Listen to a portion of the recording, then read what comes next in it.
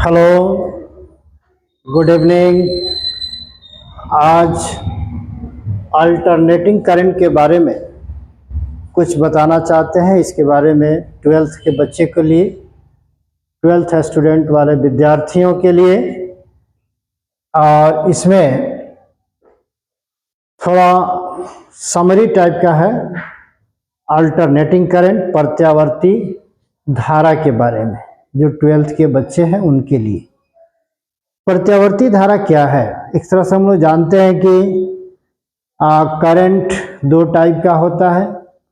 एक होता है डायरेक्ट करंट और दूसरा होता है अल्टरनेटिंग करंट। डायरेक्ट करंट का मतलब हो गया दिष्ट धारा, जो बैटरी से करंट फ्लो करता है, बैटरी से इन्वर्टर से। ये जो करंट सप्लाई होता है बैटरी थ्रू इन्वर्टर, ये आपको डायरेक्ट करंट होता है। और अल्टरनेटिंग करंट, जिसका डायरेक्शन एक दिए गए टाइम इंटरवल में चेंज करता है, अल्टरनेटली, प्रत्यावर्ती रूप से, साइनसॉइडली वैरीज करता है, साइन थीटा के ग्राफ के अनुसार बदलता है, उसका डायरेक्शन, ये अल्टरनेटिंग करंट होता है। अल्टरनेटिंग करंट इज, प्रत्यावर्ती धारा जो है डायरेक्ट धारा से क्या है, डायरेक्ट करंट से ज़्यादा डेंजरस होता है। तो अल्टरनेटिंग करंट क्या है उसके बारे में थोड़ा बताएं, और उसका समीकरण क्या होता है। थोड़ा थोड़ा इक्वेशन यहाँ पर दिया गया है। तो equation of alternating current, short name AC दिया गया है, एसी, अल्टरनेटिंग करंट। ये इक्वेशन याद रखना है। कितना होता है? I equal to I not sine omega T plus five. तो ये जो इक्वेशन है हमको इस चैप्टर में इस अल्टरनेटिंग करंट अर्थात एसी का इक्वेशन याद रखना है। यहाँ पर जो आई नॉट है, यहाँ जो आई नॉट देख रहे हैं, ये करंट एम्पलीट्यूड इसका नेम होता है, करंट एम्पलीट्यूड। यानी इसको एक तरह से बोल सकते हैं धारा आयाम। एम्पलीट्यूड का काम ये कर रहा है, इसलिए करंट एम्पलीट्यूड इसका नेम दिया गया। फिर इसके बाद ये इसका दूसरा नाम आप कह सकते हैं कि मैक्सिमम करंट है। मैक्सिमम करंट, अधिकतम धारा, ये हो गया अधिकतम धारा, मैक्सिमम करंट। तो दो नाम है, आगे चल के इसका ये भी अभी भी कह सकते हैं पीक करंट, शीर्ष धारा। तो equation of alternating current I equal to I not sine omega T plus five, ये आपको याद रखना है। इसमें आप ओमेगा की बात करें तो ओमेगा है क्या? ओमेगा को एंगुलर फ्रीक्वेंसी कहा जाता है, कोणीय आवृत्ति इसको बोलते हैं, कोणीय आवृत्ति। और ओमेगा टी प्लस फाइव जो है इसको फेज कहा जाता है। फेज का मतलब होता है कला। फेज एक तरह का एंगल है, फेज एक तरह का एंगल है, यानी अर्थात ओमेगा टी प्लस फाइव। फिर इसके बाद यहां जो फाइव आप देख रहे हैं इसका नेम है फेज कांस्टेंट, कला नियतांक,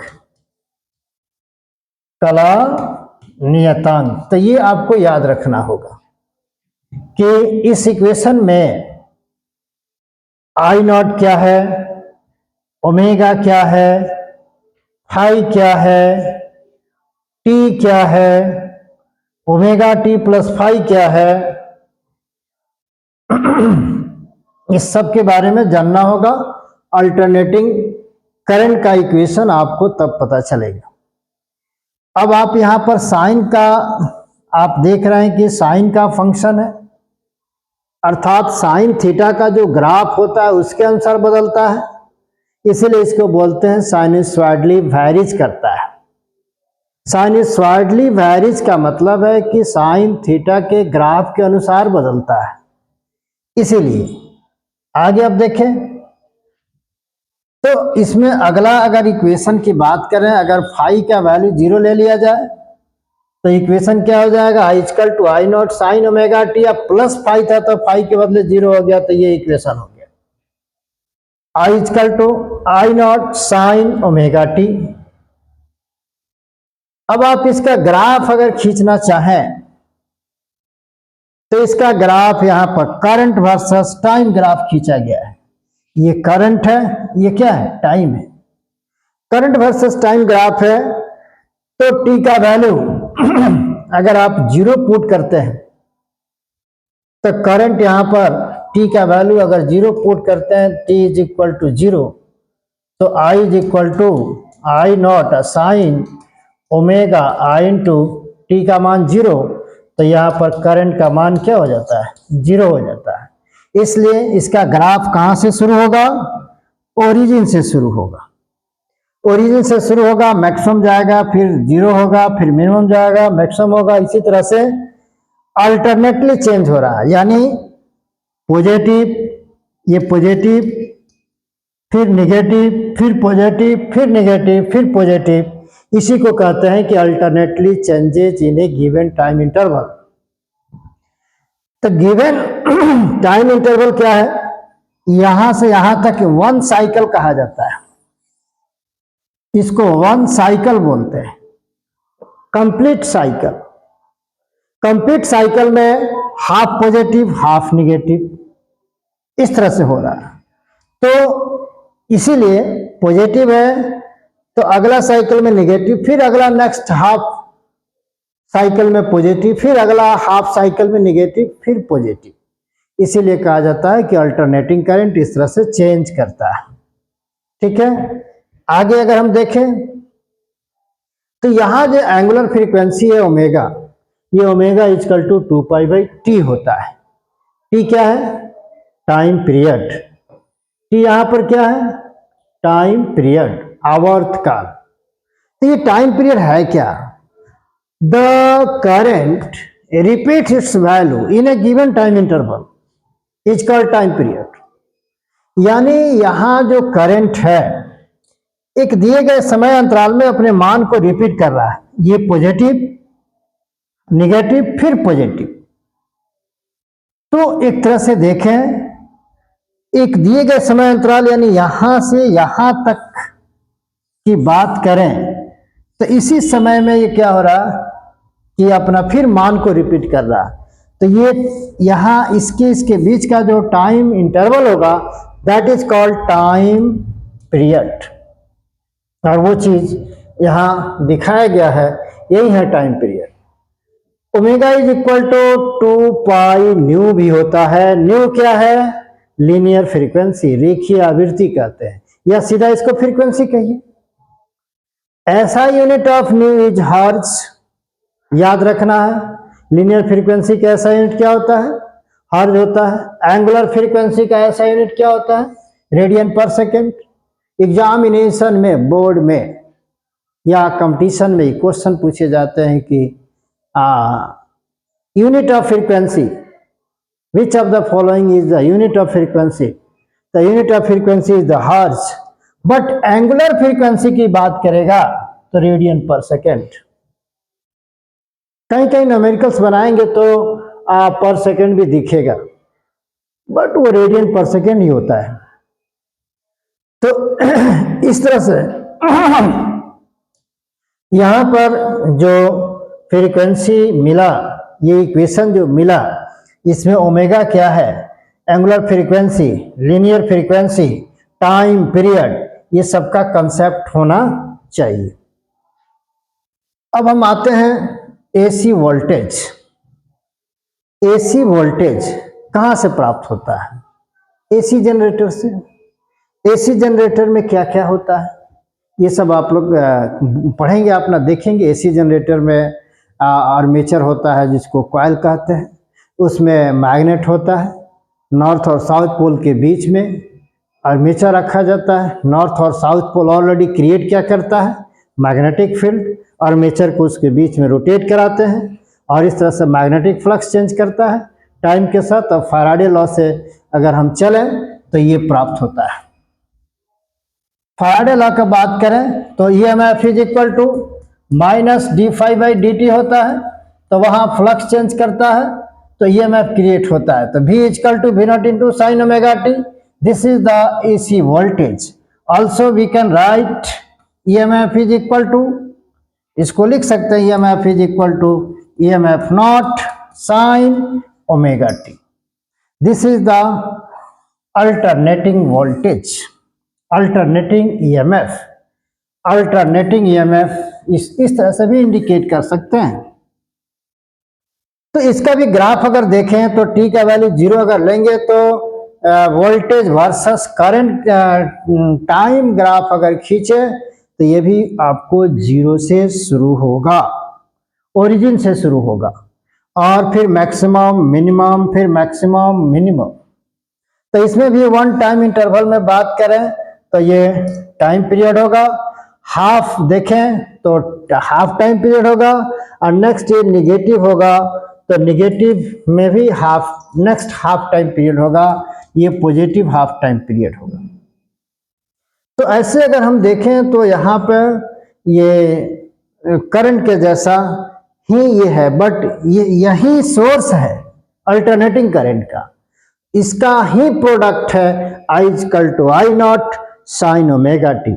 और AC वोल्टेज साइनसॉइडली वैरीज करता है, so alternating current varies sinusoidally also. तो इस तरह से EMF equal to EMF not sine omega T, ये क्या है?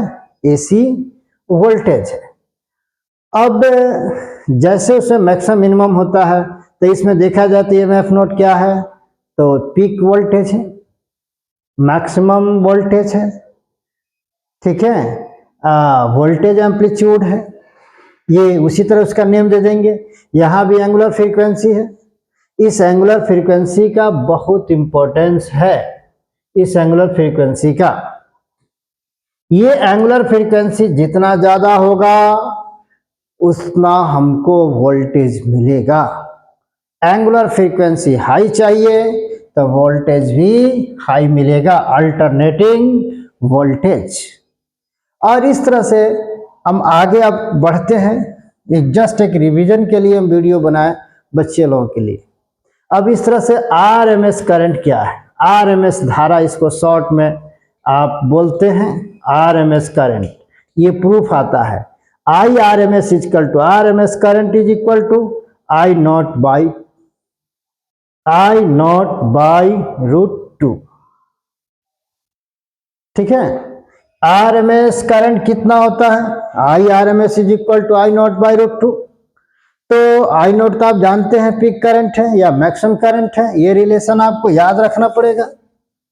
RMS करंट और पीक करंट के बीच का रिलेशन आता है, बड़ा प्रूफ है इसका। ये VVI लॉन्ग क्वेश्चन भी है, VVI लॉन्ग क्वेश्चन भी है 2025 के लिए, 12th के लिए। तो ये प्रूफ भी किया गया है, आप इसको देख लेंगे।